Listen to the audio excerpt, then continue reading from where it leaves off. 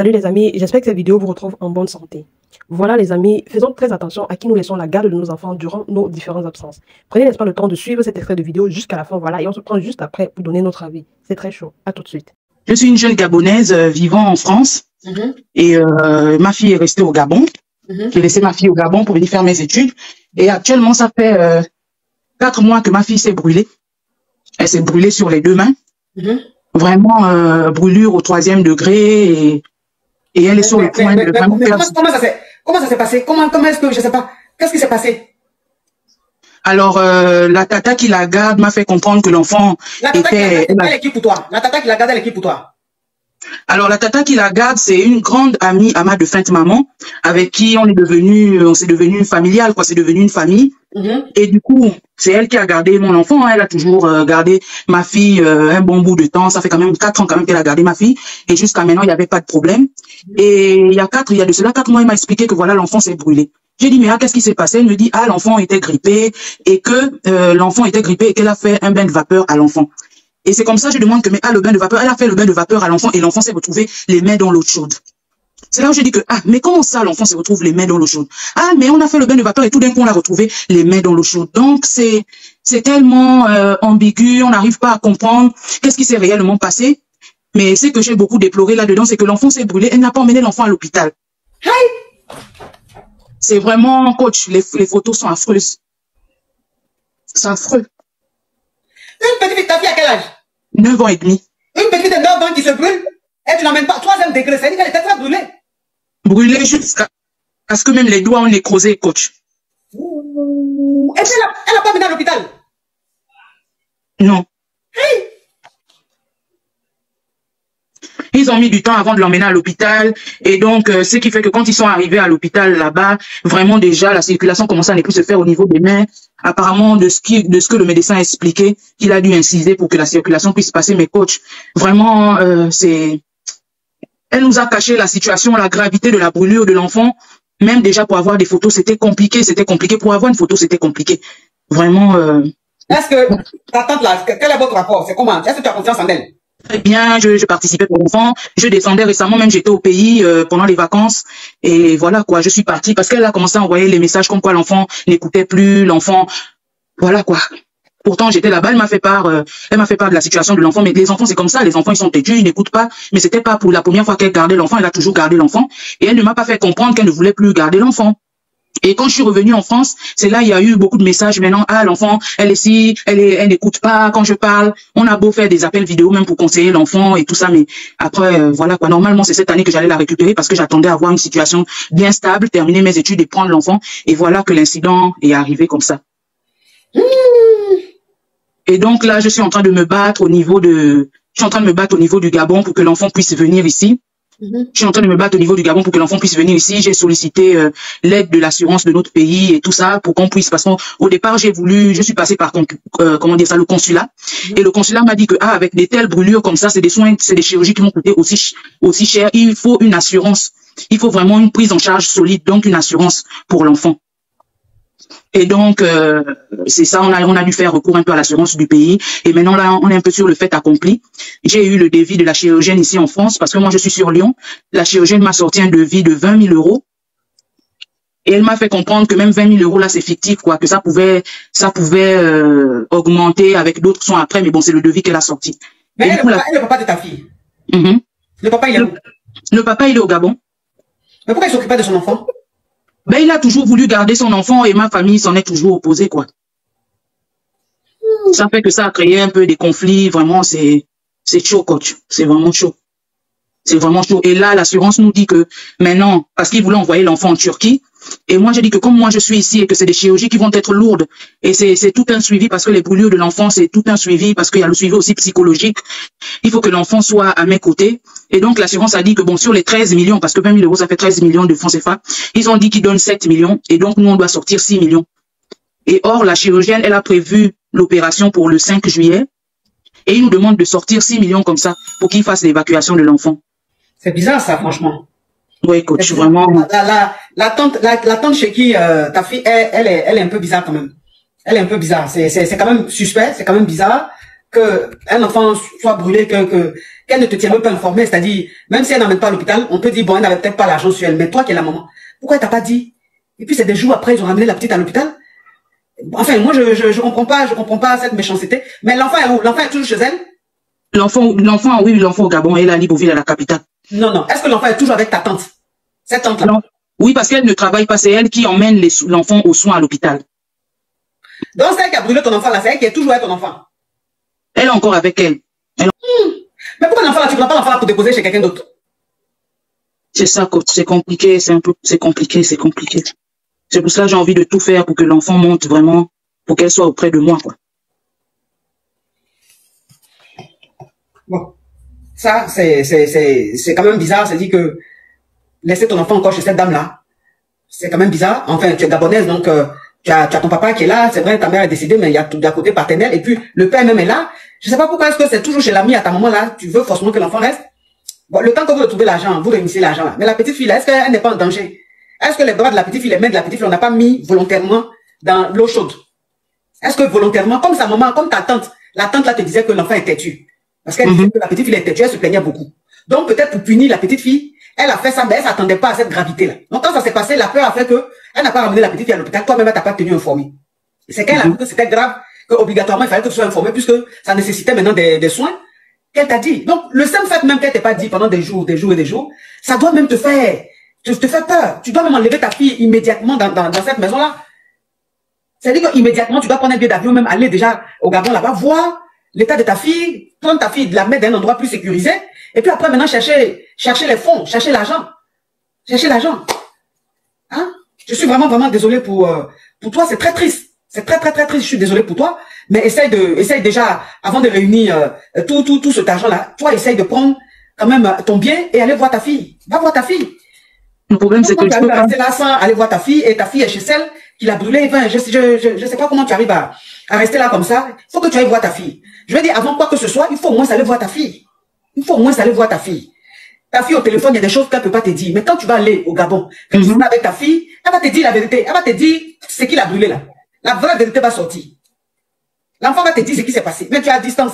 Quand vous parlez, c'est que c'est la tata c'est le téléphone de la tata. La tata assise à côté. La petite fille ne peut pas parler.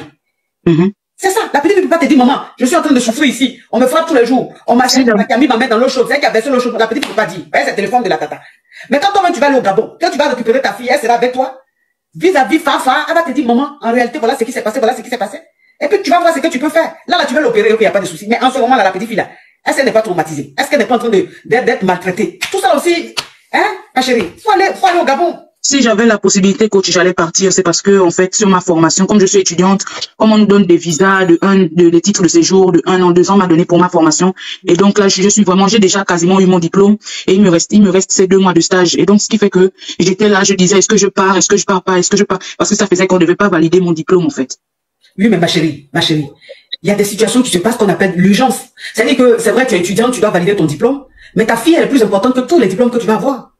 Et ici, on est d'un pays ici en France, les Whiteys, ils rigolent pas avec les enfants, les histoires d'enfants. Ils savent que tu as une mère, ton enfant est resté en Afrique. Et si tu leur expliques que ta fille a été brûlée au 3e degré et que tu es traumatisé, eux ici, le simple fait qu'ils sachent que tu es traumatisé, même ton billet d'avion, ton assistance sociale peut prendre ça pour toi. Donc si tu expliques à celle qui te suit, ou je sais pas, ceux qui s'occupent de toi, qui t'aident et tout, si tu leur expliques la situation, ils vont te dire, mais c'est pas possible, il faut que vous allez voir votre fille, et ça va même t'aider. Les gens vont t'aider. Tu peux pas être là pour vouloir valider ton diplôme pendant que ta fille est là-bas, elle est en train d'être traumatisée. Je trouve que tu es trop sereine, je trouve que je ne peux pas être sereine, coach. Je me suis vraiment battue parce que j'ai un contrat d'apprentissage, j'ai un contrat qui m'engage un peu, c'est tout ça, en fait. C'est vraiment tout ça qui fait que je ne suis pas descendue, mais je me bats pour que l'enfant puisse monter ici. Oui, mais moi, c'est ce que je t'ai dit. Là, par exemple, tu as besoin de 6 millions, c'est-à-dire 6 millions, ça fait 10 000 euros. Tu as besoin d'environ 10 000 euros pour compléter, pour que ta fille se fasse opérer. Moi, ce que je veux que tu comprennes, tout simplement, c'est qu'ici en France, il y a l'assistanat. C'est-à-dire qu'ici en France, étant étudiante, si tu expliques l'histoire, ils vont te diriger vers une assistance sociale ou vers une structure. Et quand ils vont t'écouter, même si tu vas voir un psy ou un médecin et tout, enfin, les pros, c'est eux, en fait, qui vont te diriger vers tel organisme, parce qu'ils vont comprendre que tu es traumatisé. Tu comprends un peu? Et ici, en France, le simple fait qu'on sache que ton enfant a été brûlé, si tu es bien suivi, tu es bien encadré, on peut t'aider. On peut même te prendre un billet d'avion. Tu vas au Gabon, tu vois ta fille, et ils peuvent même aller voir l'ambassade, la préfecture, pour que l'enfant vienne ici en France, pour qu'on l'opère. Même 1 centime, tu vas pas payer. Même 1 centime, tu vas pas payer. Tu vois un peu le truc, parce que là, il s'agit d'une maltraitance, la maltraitance d'un enfant. C'est très pris en compte ici en France. Ici, ils rigolent pas. S'il y a 2 choses que les Whiteys négligent pas ici en France, en Europe ici, c'est les femmes et les enfants. Ils rigolent pas avec ça. Mais malgré ça, j'ai rencontré, mais vraiment, je sais pas, mais je suis pas tombée sur des bonnes assistantes sociales. J'ai vraiment, j'ai rencontré que ça soit même l'assistante sociale de la ville où je suis, l'assistante sociale même de l'hôpital un peu, parce que même pour avoir des papiers, c'était compliqué, pour avoir des devis et tout ça, c'était compliqué, mais j'ai vraiment pas été assistée comme il faut, quoi. Ça n'a pas... Ok. Là, j'ai vu le commentaire d'une caviar qui a dit, c'est pas avec tout le monde. Ah, d'accord. Peut-être que tu as aussi raison. Tu as tes raisons, ma caviar, toi qui as commenté. Peut-être que il y a une discrimination où il y a des gens qu'on aide, il y a des gens qu'on n'aide pas. Ça, je sais pas. Mais je sais que quand tu traverses un moment pareil et que tu es bien encadré, tu peux être suivi et tout, tu peux être pris en charge. Ça, bon. Après, je ne sais pas mon domaine, donc je ne peux pas vous certifier, vous garantir que ce que je suis en train de dire est vrai. Mais je dis simplement, ici, on aide beaucoup. Ici, on aide beaucoup. Les Whiteys sont assez... Oui, je suis tout à fait d'accord avec vous, ma coach. Mais ils m'ont vraiment beaucoup tourné. Là, ma chérie, là, tu as monté, tu as expliqué ton histoire. C'est très triste, ça fait très mal. Quel message tu veux faire passer ou bien tu veux que... Je voulais solliciter un peu la compassion de tout un chacun. J'ai créé une cagnotte pour la chirurgie de ma fille. Et donc, je voulais voir avec vous comment la partager. Ok, bon, moi, franchement, comme j'ai dit la dernière fois, quand la dame du Cameroun avait appelé, moi, les cagnottes, je fais plus. Je fais plus parce que c'est très délicat, les histoires de cagnottes, là, très délicat. Et comme j'ai beaucoup de détracteurs, c'est-à-dire que même si je fais la cagnotte, ils vont signaler. Ils vont signaler et ça sera annulé. Donc moi, les cagnottes, je peux pas faire. Je peux pas faire. Mais moi, j'ai créé déjà une. Voilà, si vous pouvez vous-même laisser un numéro, ou pour que ceux qui veulent vous aider rentrent en contact directement avec vous, il n'y a pas de problème. Mais moi, je ne peux pas m'engager dans ça. Je ne peux pas. Vraiment désolé, je ne peux pas. Donc, est-ce que ceux qui vous écoutent, qui veulent vous aider ou pas que ce soit, comment faire pour vous joindre? Alors, j'ai mon numéro. Je peux le donner? Oui. Alors, c'est le 07 67 64 18 47. Ok, d'accord. Ça, c'est votre WhatsApp, hein?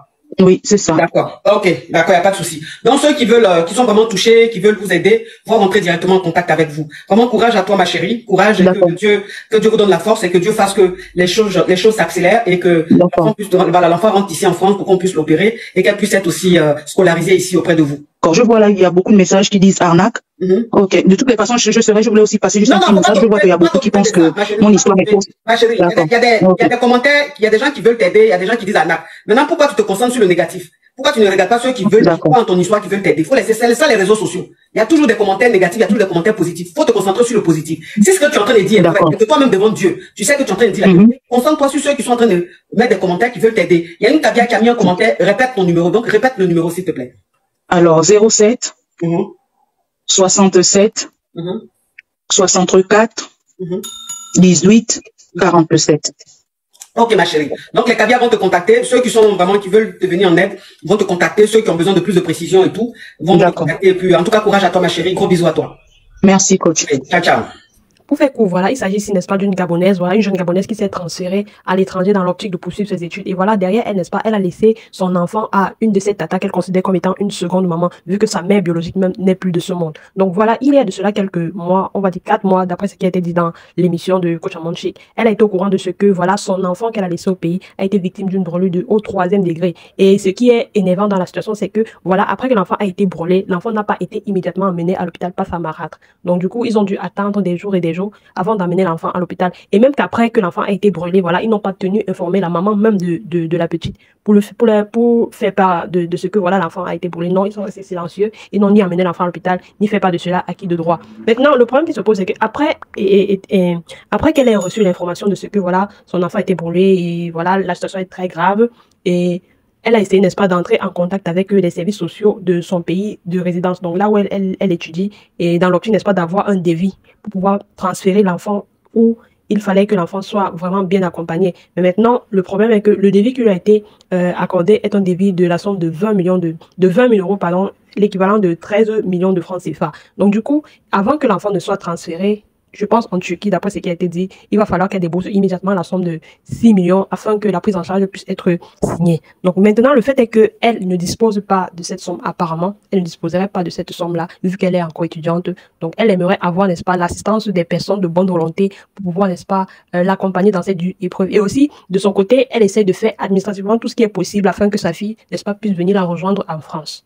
Donc voilà un peu le récap de ce qui a été dit dans cette émission. Maintenant, venons à notre propre avis par rapport à cette situation-là.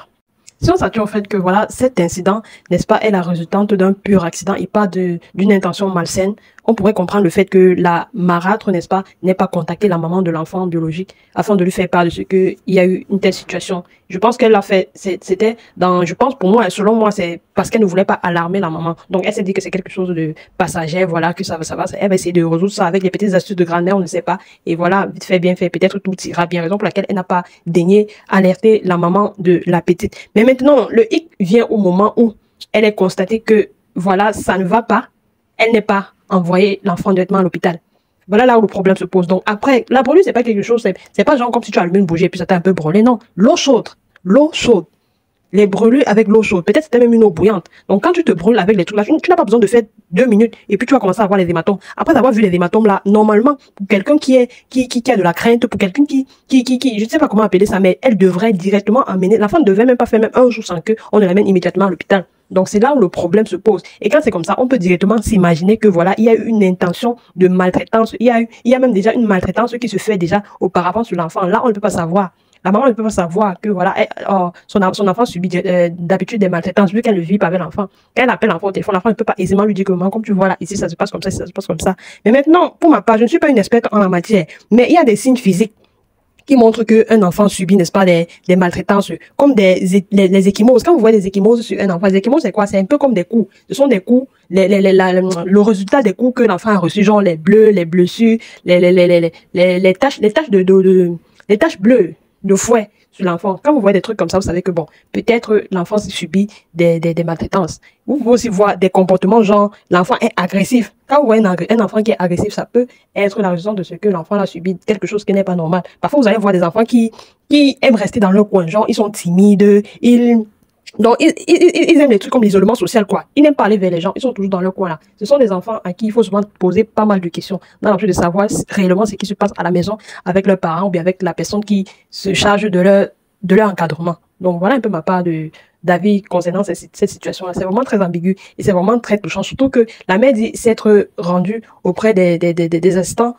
sociaux de la France là-bas, vu que c'est un pays de loi, c'est un pays de paix, c'est un pays qui assiste. Elle s'est donc rendue auprès des assistances sociales, non pas seulement pour avoir un début, mais dans l'optique aussi d'avoir aussi une assistance financière face à cette situation qui semble être très grave, vu que elle dit que la main de l'enfant, donc c'est grave en fait. Les brûlures de 3e degré, je vais faire des recherches et vous faire voir un peu quelques petites photos de à quoi peuvent ressembler les brûlures au 3e degré. Donc du coup, les gens de bonne moralité, s'il vous plaît, si vous pouvez assister cette maman, je pense qu'elle a laissé son numéro, vous pouvez encore écouter et voilà, entrer en contact avec elle et pouvoir lui apporter l'assistance que vous pouvez. Donc, merci d'avoir regardé, du moins écouté cet extrait de vidéo jusqu'à la fin. N'hésitez pas, n'est-ce pas les amis, à laisser vos avis en commentaire. C'était le lever du jour. Prenez soin de vous. On se revoit une prochaine fois pour un autre contenu. Bisous. Ciao.